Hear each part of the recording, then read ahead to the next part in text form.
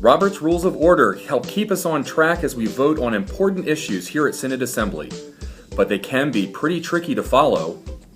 You'll receive a full voting member orientation in a minute, but we thought it would be helpful to have some key points that are especially important to remember.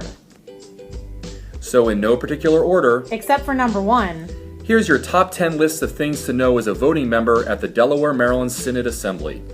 Number 10, the chair makes all the rulings. Don't argue with the chair. If you think the chair has ruled incorrectly, you must immediately request an appeal or the ruling stands. Number 9, the two main things you will speak to are motions and amendments.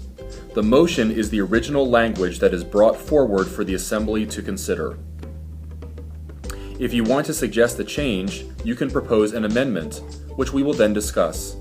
If the assembly votes in favor of the amendment, we go back to discussing the motion with the amended language. If the assembly doesn't vote in favor of the amendment, we return to discussion on the motion as it was previously presented. Number 8, if you want to speak in favor of a motion or amendment, go to a green microphone. If you want to speak against a motion or amendment, go to a red microphone. Number 7, if you want to end discussion on a motion or amendment after 5 people have spoken on each side, you can call the question by being recognized at either a red or green microphone. If someone seconds your motion, we will vote. It requires a 2/3 majority to end discussion. If that motion passes, the assembly will then vote only on the previous motion or amendment. If it doesn't, discussion may continue. Number 6, other than calling the question, almost every vote requires a simple majority. If a vote requires a 2/3 majority, the chair will let you know. Number 5, when voting on motions and amendments, we will either vote by voice, saying yes or no, or by holding up cards, green for yes, red for no. Listen to the chair to know which kind of vote we'll be taking. If a voice vote is too close to call, we will hold up cards, and members of the Synod Council will be present to get an exact count if needed.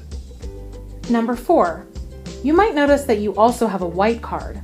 You can bring this with you to any microphone to make a point of privilege, such as asking to adjust the temperature of the room, asking people to speak more clearly, etc.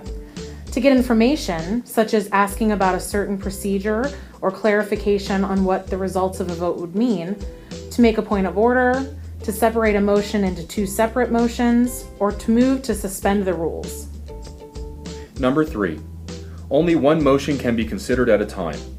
If you would like to make a motion, but you aren't sure if it's the right time to do so, you can ask the chair if bringing a motion is in order. Number 2, during debate, pros and cons will rotate.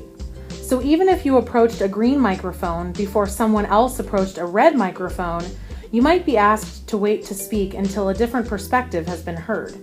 Each recognized speaker receives 2 minutes to speak, and a timekeeper will let you know when your 2 minutes are close to up.